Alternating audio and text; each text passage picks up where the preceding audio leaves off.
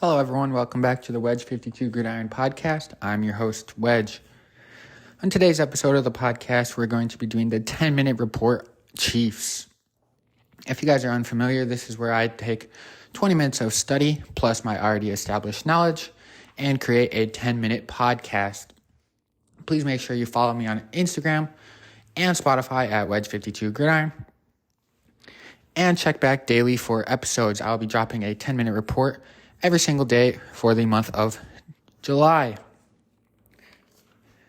With that being said, let's jump into today's episode, the 10-minute report Chiefs.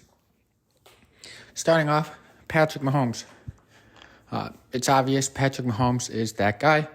Patrick Mahomes is the best quarterback in the National Football League. In just 5 years as a starter for the Kansas City Chiefs, he's a two-time MVP, two-time Super Bowl champ, and two-time Super Bowl MVP. I'm sure everyone knows that already. We don't really need to talk about it. Patrick Mahomes. Moving on to Travis Kelce. Travis Kelce is also that guy. I would say he's the best tight end in the National Football League.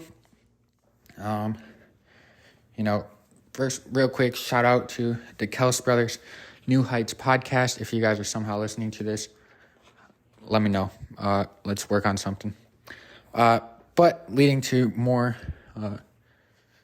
information that is actually useful. Travis Kelce, last year without Tyreek Hill, there are some question marks about how useful, how impactful the Kansas City Chiefs could be. And Kelce's still performing without Tyreek Hill with, there's potential speculation that, since Tyreek Hill's not there, he's going to be, Kelce will be drawing even more double coverage looks because there isn't double coverage on the outside on an elite wide receiver like Tyreek Hill. That's not been the case without Tyreek Hill, as Travis Kelce and Patrick Mahomes and the entire Chiefs offense has still been able to, flourish and really just put up incredible numbers in terms of yards and points scored throughout the past, without Tyreek Hill. And that's in part because of Andy Reid, who is an offensive, mastermind. We all see the cool, crazy trick plays that the Chiefs do, all the different looks. And really regardless of, what wide receivers are on the field, the Chiefs offense is still, performing very well. Andy Reid's one of the best coaches in the NFL, potentially one of the best coaches in NFL history after this 5-year run, with Mahomes especially, and, his history with the Eagles in the past. So moving to some of the Chiefs' off-season moves, decisions, whatnot. Probably the biggest one, I would say, is they let left tackle Orlando Brown Jr., they let him leave in free agency, and he actually signed a deal with the Cincinnati Bengals, who is, one of the Chiefs' biggest, threats, I would say, in the AFC, with a couple of other teams, but the Bengals are definitely up there in one of the threats, especially to the Chiefs, who I would say still, reign supreme in the very strong AFC. But they let Orlando Brown walk, but they did sign tackle Jawaan Taylor. Jawaan Taylor put up a pretty good season last year. He had 16 pressures allowed and 5 sacks allowed last season, which, started all the games, I believe. For only 5 sacks, definitely a good option for the Kansas City Chiefs. And Jawaan Taylor only allowed 2.9% pressure rate last season, which ranked him 5th out of 70 offensive tackles who qualified last year. Just for a little bit of comparison, Orlando Brown Jr.'s pressure rate allowed was 5.4% last year. So, for a younger left tackle and a much cheaper option for a left tackle, since I believe Orlando Brown was wanting, close to 25 mil. I don't remember if he got quite that number, but we've seen Orlando Brown, has verbally voiced his, desire for money. He did that with Baltimore before going to Kansas City, and then now again, wanting to, get paid well. So moving on to the probably Chiefs' biggest question mark is going to be their wide receivers. Now, it doesn't really seem to make that much of an impact for the Kansas City Chiefs, for Patrick Mahomes, in terms of production, what wide receivers are out there on the field.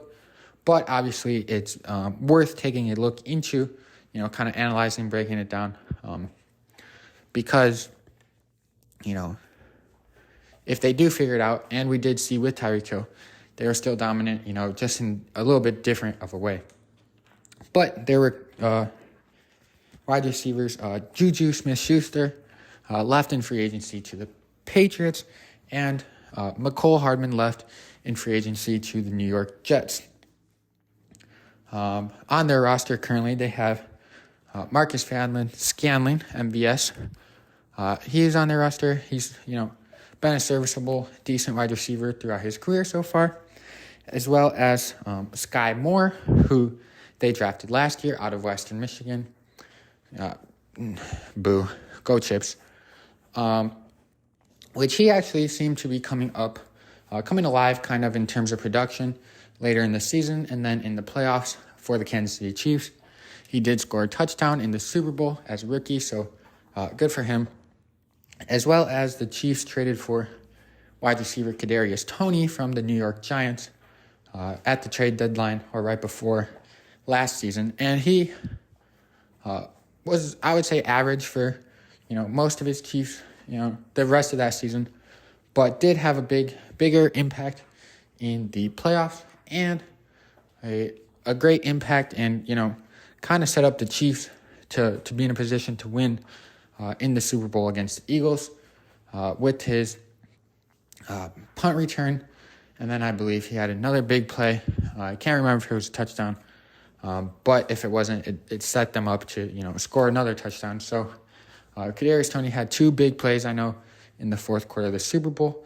They're definitely looking for more production out of him, or at least, that kind of production again, as well as, further improvements from wide receiver Sky Moore.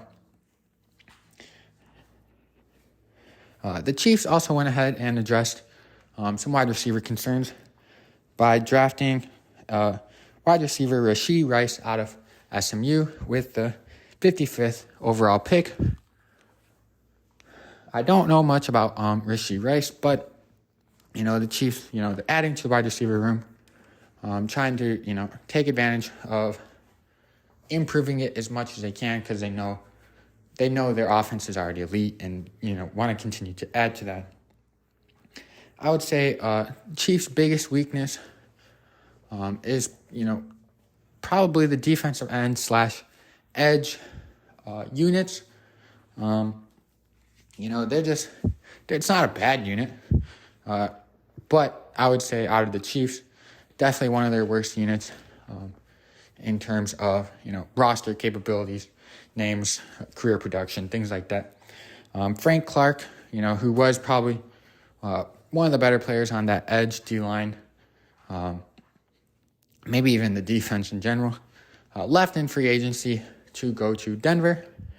But, they have a bunch of younger guys, a couple draft picks from the past few years. I believe they signed a defensive end, free agent defensive end this offseason, as well as they drafted Kansas State defensive end, Felix. I'm not going to try and pronounce your last name, but they drafted him with 31st overall. So definitely making an effort again to improve, the two units that they know, could use improvement and could, further solidify them as the top dog in the AFC, amongst a stacked AFC, shall I say. But, in the interior of the D-line, kind of hiding some of the weakness of the edge on the D-line is Chris Jones, who last year had a spectacular season, ranked, first team All-Pro D lineman, to go with his 44 tackles, 15 and a half sacks, 2 forced fumbles, and a fumble recovery in the 2022 season. So Chris Jones, definitely a big part of that D-line, probably the cornerstone of their defense. And he himself has said that he is going to win Defensive Player of the Year this season. So he definitely helps out their defense, hiding the slight issue or slight weakness that they have on the edge.